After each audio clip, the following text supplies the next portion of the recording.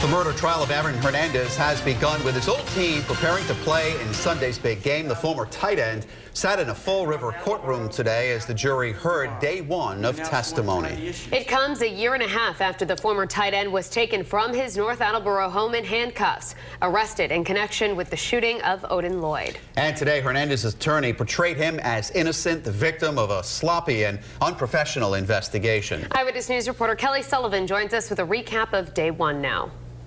During opening statements in court today, a three-day period surrounding Odin Lloyd's death was outlined in detail by both the prosecution and defense. The path of Aaron Hernandez and his fiancée, Shayana Jenkins, closely outlined that path twice, taking them into Rhode Island. During opening statements, both the prosecution and defense laid out the timeline before and after Odin Lloyd's death. It started on Father's Day, Sunday, June 16th. The defense says Hernandez celebrated the day in Boston with his fiancée, Shayana Jenkins, and their 7-month-old daughter. They then headed to the capital city. They went to a restaurant in Providence called the South Street Cafe.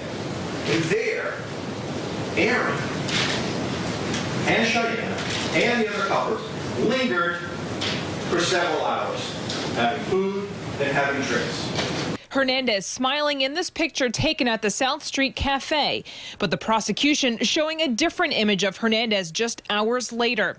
Hernandez's home surveillance cameras capture him holding a gun inside his North Attleboro home shortly after the prosecution claims Lloyd was killed.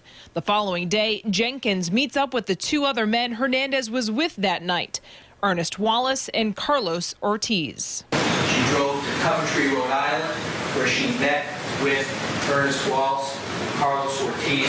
Phone records will show that. And Shayana Jenkins, ladies and gentlemen, withdrew money from ATM accounts. The prosecution told the jury investigators discovered a joint next to Lloyd's body with both Lloyd's and Hernandez's DNA on it. The prosecution also claims a shoe impression taken at the scene matches one of Hernandez's shoes. I'm Kelly Sullivan, Eyewitness News.